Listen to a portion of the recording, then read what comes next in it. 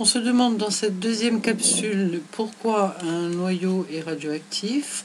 Pour répondre à cette question, il faut revenir au chapitre à ce qu'on a appris dans le chapitre précédent. On a appris au sujet pour le noyau que deux interactions étaient à l'œuvre. L'interaction électromagnétique entre protons, qui se traduit par une répulsion puisqu'ils sont chargés de la même façon, et puis l'interaction forte qui, elle, était attractive entre les particules du noyau, entre les protons, entre les neutrons et entre les protons et les neutrons. Alors, il peut y avoir une sorte de conflit entre les deux interactions. Si un noyau est très chargé en particules, il peut se produire que l'interaction électromagnétique prédomine par rapport à l'interaction forte, et dans ce cas-là, le noyau est instable. Vous avez compris que dans le cas où l'interaction forte est prédominante, le noyau est stable.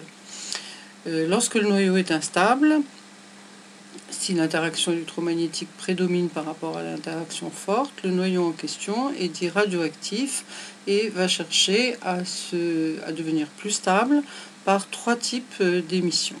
Premier type d'émission, c'est l'émission dite de particules alpha, c'est-à-dire que le noyau, qui est un noyau lourd, très riche en protons et en neutrons, va en quelque sorte se débarrasser de paquets de particules, de paquets de 4 particules, qui sont 2 protons et 2 neutrons, ce qui fait 4 particules au total, qu'on pourrait décrire par un noyau d'hélium, en fait, He42. C'est l'émission alpha. C'est le premier type de radioactivité. Deuxième type de radioactivité, on a ici un exemple d'émetteur alpha. C'est le noyau de radium qui est constitué de 88 protons et de 138 nucléons au total, donc 138 moins 88 neutrons. Il est émetteur alpha, c'est-à-dire qu'il va éjecter de lui-même une particule alpha, donc un noyau d'hélium, 2 protons et 2 neutrons, et donner lieu à un nouveau noyau qui sera moins lourd, puisqu'il y aura 4 particules en moins, qui est le noyau de radon, qu'on appelle le noyau fils, le radium étant le noyau appelé noyau père. Il n'a plus que 86 protons et il a 4 particules en moins. Il y a ici une erreur dans l'image que j'ai prise. J'ai pas fait attention, non, il n'y a pas d'erreur, c'est 136 nucléons. Donc ça, c'est l'émission alpha, c'est le premier type d'émission radioactive. Deuxième type d'émission radioactive, c'est l'émission qu'on appelle bêta-, qui concerne des noyaux qui sont très riches en neutrons. Et il y a à l'intérieur de ces noyaux ce qu'on appelle une transmutation, qui est décrite ici.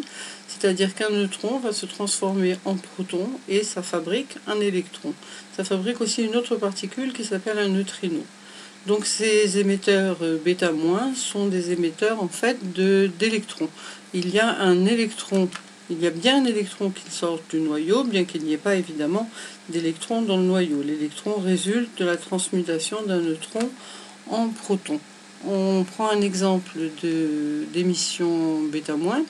C'est ici un noyau de césium constitué de 55 protons et 137 nucléons au total, donc 137 moins 55 neutrons. Il est émetteur bêta-, donc une transmutation va se faire dans son sein, c'est-à-dire qu'un neutron va devenir un proton et ça va donner lieu à la création et à l'éjection d'un électron. Ça va donner lieu aussi à un nouveau noyau qui a le même nombre de particules, puisque l'échange s'est fait entre un neutron et un proton, donc le nombre total de particules est resté le même, et le noyau fils, c'est un noyau de baryum. Voilà le schéma général de l'émission bêta-, le noyau père, qui donne lieu au noyau fils qui a un neutron en moins, mais un proton en plus, et un électron. Troisième émission radioactive, l'émission bêta+. L'émission bêta+, c'est aussi une transmutation à l'intérieur d'un noyau. C'est le propre des noyaux qui sont trop riches en protons. Ces protons vont se transformer en neutrons en donnant lieu à l'émission d'une particule qu'on va appeler un positron. On trouve aussi dans la littérature le nom de positron. On utilise les deux. Le positron, c'est l'antiparticule de l'électron, c'est-à-dire qu'il a la même masse qu'un électron, mais une charge opposée. On voit ici E+, puisque l'électron est négatif.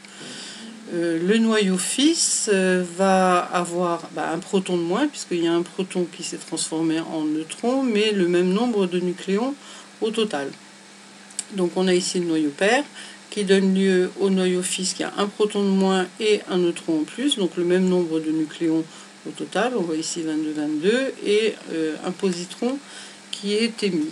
Très souvent, lorsque il y a des intégrations radioactives, quel que soit le type de radioactivité, le noyau fils est émis dans ce qu'on appelle un état excité, et il va se désexciter en émettant un rayonnement gamma, qui est un rayonnement électromagnétique, c'est-à-dire de même nature que la lumière, constituée de photons, mais qui a un pouvoir extrêmement pénétrant, comme on va le voir ici.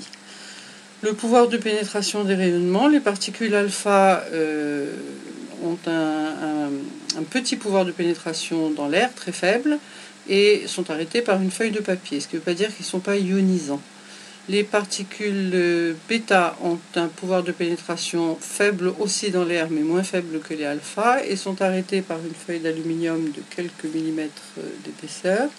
Et les particules gamma, le rayonnement gamma, a lui en revanche un très grand pouvoir de pénétration, et il faut une importante épaisseur de plomb pour l'arrêter. Voilà pour cette vidéo. Vous n'oubliez pas de remplir le questionnaire et de regarder la vidéo suivante.